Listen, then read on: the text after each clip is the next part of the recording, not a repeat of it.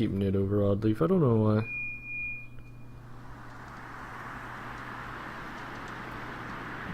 Whoa, buddy, you need to back. No, back the fuck up.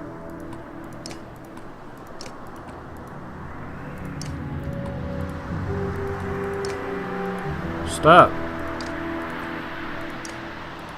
Oh my, let's go.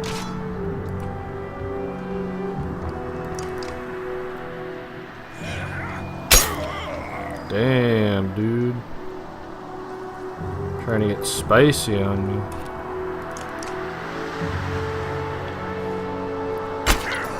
Holy crap, they're just gonna kill him. What the fuck?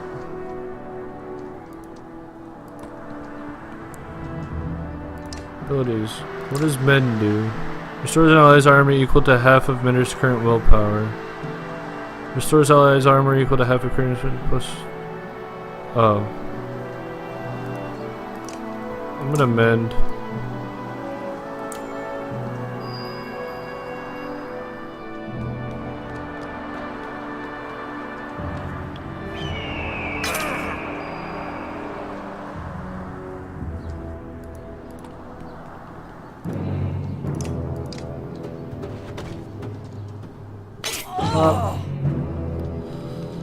She'll get a shot off.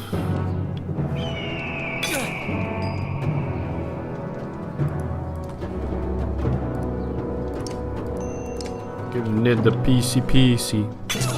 Ooh, promo, let's go.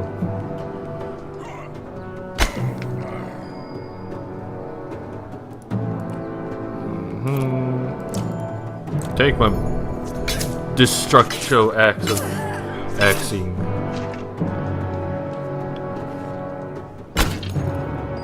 Jesus. Boom! Executioner.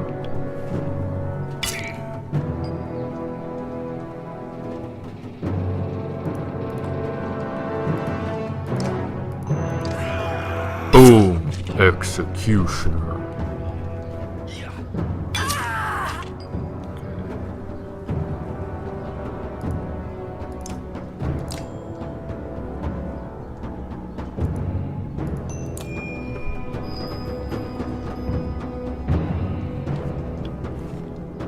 I guess you can't get strength back.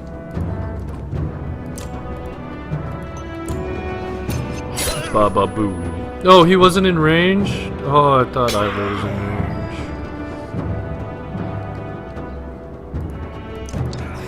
Bap. Bap, bap, bap. This guy's just running amok. I hate mock. Where I clicked here.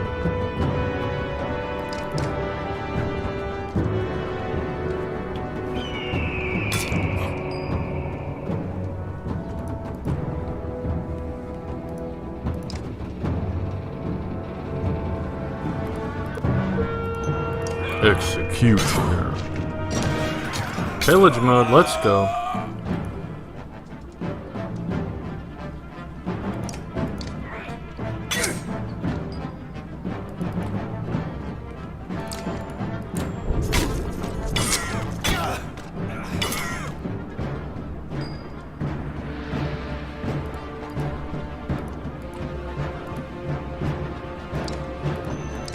No armor for you.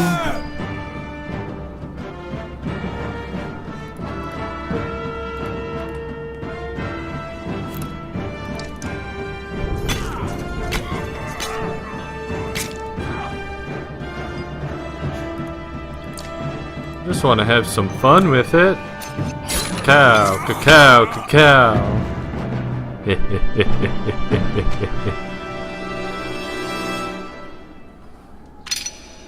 Hey, Nid promo, baby. Hogan promo, baby.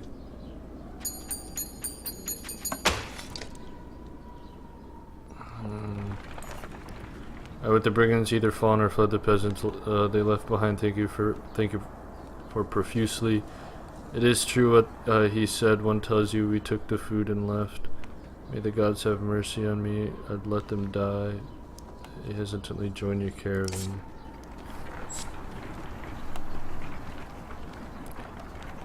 Oh my god, we are making progress towards something. While walking, the words of a mother's song reach you. It's soothing, nuanced, and about your current journey. When she finishes, a man begins a tale of his own in verse. A woman quickly responds with another poem, and the entire caravan slows to listen to the entertaining competition. Join the crowd and cheer on the competitors. You need to stay vigilant, ignore the poetry contest, and keep an ear out for danger. Join in with a verse of your own, hell yes. The whole caravan is shocked when the first line of your poem rings out. You mimic both contestants, adding your own spin to their tales. At last you end with a joke at your own expense. The peasants wildly applaud. Yeah, that's me though. It's hilarious, I love it. We up on this Godstone track though, let's go. We about to hit day 150. Listen to the beautiful music that is this song.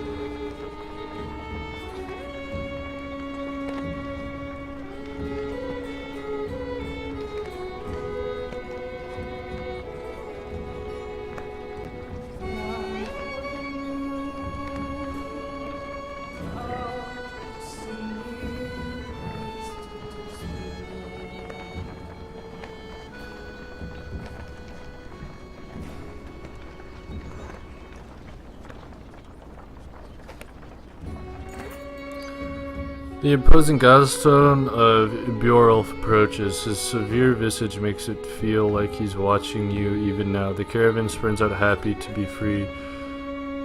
To be free of the confining forest and in open fields. Hogan pulls you aside and to show you some red berries growing on an ash tree that looks like it was chopped down long ago. These shouldn't be growing here, he said excitedly. I haven't seen these in a long time. He and Mogan busily go about collecting the berries. In fact, in honor of Bjorulf, some of the caravan crack kegs of mead and wine before anyone can stop them. To the only god that matters, they shout. Everyone drinks and you're glad for the merriment that has swept over the caravan. Inspect the godstone. You look up at the godstone. Bjorulf's head surrounded by images of casks and drinking horns. Though he was always depicted as being stern, Bjorulf was one of the most popular gods of men in Varl, the one who taught them how to brew. It seems like more than coincidence that the long fields around Bjorulf's stone have always been excellent for growing anything you could need for a good drink. Join in the merriment. Join Hogan in collecting berries. Get around to try. Join Hogan. What exactly are these, you asked Hogan? When I would travel to Bjorsgard with my father, sometimes he'd buy us a few of these, Hogan replies. Couldn't be a luckier find. See for yourself. You try one and can feel energy returning to your tired limbs. Not taking a few more would be a wasted opportunity, you figure. As the hour becomes late, the caravan is eventually ready to get back on the road. The day by Bjorulf's stone is one of the few memories that hasn't been tarnished by the specter of bad fortune, you think to yourself. Nice. It's a nice godstone. Oh, I know I haven't been like talking much or adding much insight recently, but this game, it's made me jaded. I've honestly wanted to be in a better mental spot before I started adding stuff to this game, or to, adding my insights or whatever. And I kind of wanted, like, we were in such a slog and it was so depressing and like bad things were happening left and right that I wanted to like get out of that point. We're finally at an upswing, I think. So I'll be talking a bit more and adding some stuff I should have said earlier. A woman's stifled screams failed to overly concern anyone. It was only a matter of time before the expectant mother gave birth. The caravan is simply excited by the first sign of new life since the trip began. Call for a day's rest and celebration. Congratulate the new parent. Offer the family extra rations as gifts. Do nothing special. Okay, call for a day of rest. When the baby's cries replace the mother's, the entire caravan cheers. You raise your drink to the family, saying, "Tomorrow we rest and feast to strength and long life." Again, everyone cheers, glad to forget their worries for a small time. Hey, 15 renown, that's amazing. Reinvik is more of a smattering of farmhouses than a proper town. Though judging by stray dredge stalking through empty fields, it is barely even that anymore.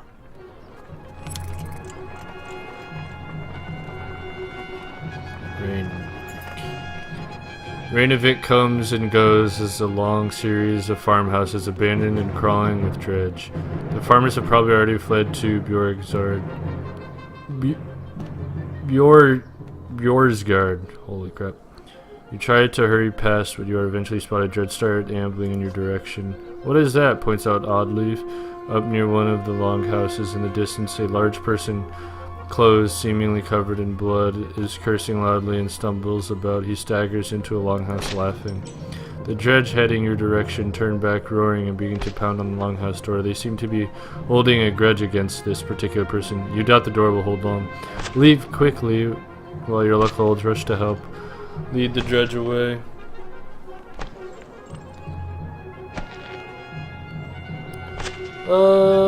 Leave quickly while your luck holds. Whoever that was just bought us an escape, you tell the caravan. He survived this long, he knows what he's doing. Let's not waste it. You pick up the pace until the longhouse is long behind you. Wow, that was something. Hopefully we can peace out of there. We don't have fighters or the Varl to like really do much, unless that was just a battle fight, not a war. But I wasn't about to like get surrounded by by dredge at that point. Oh, that's scary. Oh my. This game is becoming quite the mental fortitude marathon. It's yeah. The scout returns with a nearly frozen child.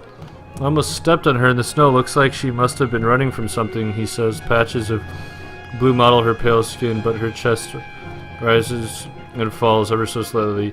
Even just carrying her along would kill her.